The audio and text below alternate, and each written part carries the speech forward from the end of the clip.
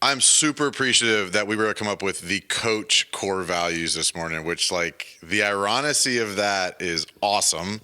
But I'm super excited about it because I think as a team, we definitely represented, I think, what we stand for, what I stand for, and what we represent on a regular basis to our clients and to our audience. So what I want to do for the next, 5 or 10 minutes or so is take each core value and break it down into like, what does representing that core value for us mean?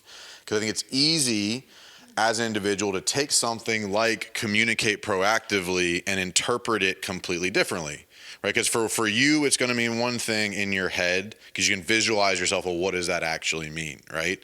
But then it's not just how it looks to us; it's also how it looks to our clients. It's how do we coach our clients to communicate proactively, right? So it's not just about us. Like you're gonna have clients this year. You need to learn. Hey man, you can't you can't call me 5 minutes past our call time and say, can we reschedule? That ain't gonna work. That's not how we work around here. Ideally, we hopefully are able to diagnose that ahead of time and qualify them out, but that doesn't always happen.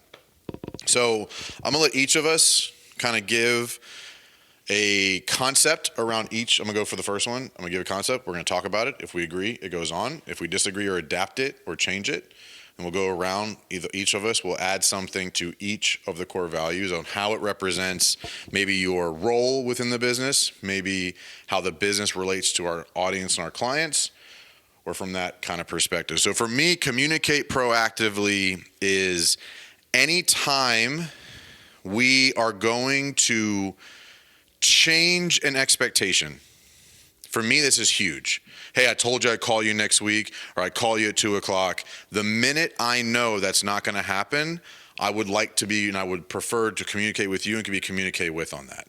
So I would say anytime there's a change in expectations, as soon as you know it's going to change or risk change, I want to have that communicated. Like I use this in the construction world a lot. If I was going to be late to a meeting, the minute I found out or realized I was going to be late, I would call that client. I didn't care if it was 2 days ahead. The minute I looked at my calendar, looked at the navigation and said, I'm going to be late, I didn't wait or just, it's only a couple minutes. If I was not going to be 5 minutes early, I was calling that client. So for me, communicate proactively internally and with our clients is, hey, I told you I was gonna. If I don't think I'm going to be able to, I want you to know as soon as I know. So I'm not sure the right way to say that, but I would say communicate proactively, and I would say, yeah, that'll work. Anytime there's a change in expectations. Do you guys agree with that? You think that makes sense?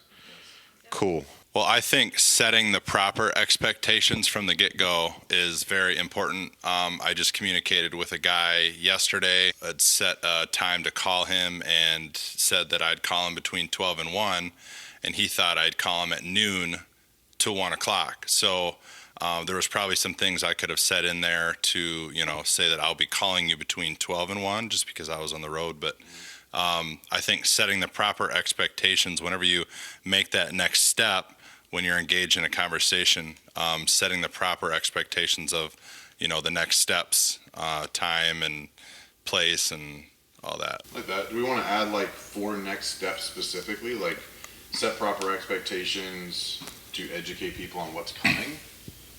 Like it's not just that. It's not just calls. Just like what is next step with the proposal, with the invoice, with the onboarding email, with the emails you're going to get or the group you're going to get access to. Like I think it's setting proper expectations. I think is good, but I feel like it's missing. Like that just seems like yes. I don't disagree with it, but I feel like there should be like another couple words added to that sentence. With next steps. It's like set proper expectations with what to expect. Like that doesn't make any sense, right? Yeah. Well, all right, we'll leave it at that for now. Finish and then you can. Yeah, we'll go back. All right.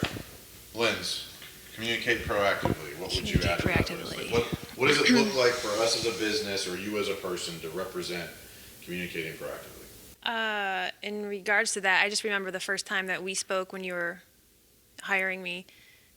I mean, you kind of laid it out there. Like, I'm a pretty reasonable guy.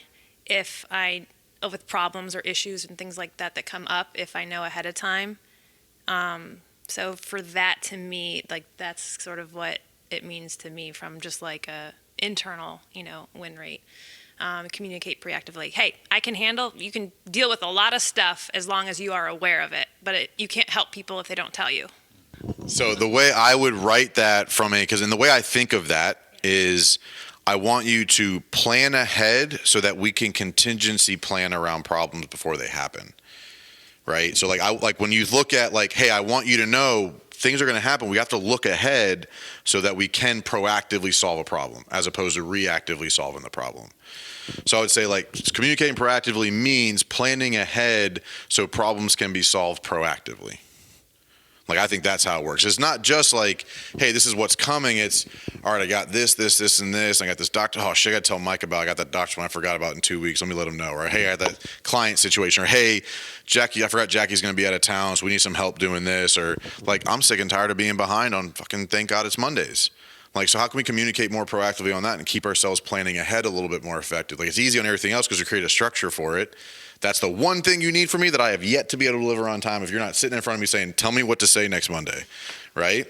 But I think that's part of it. Is like communicating proactively means planning ahead so problems can be solved proactively. I think that's kind of does that make sense? Proactively mean to you?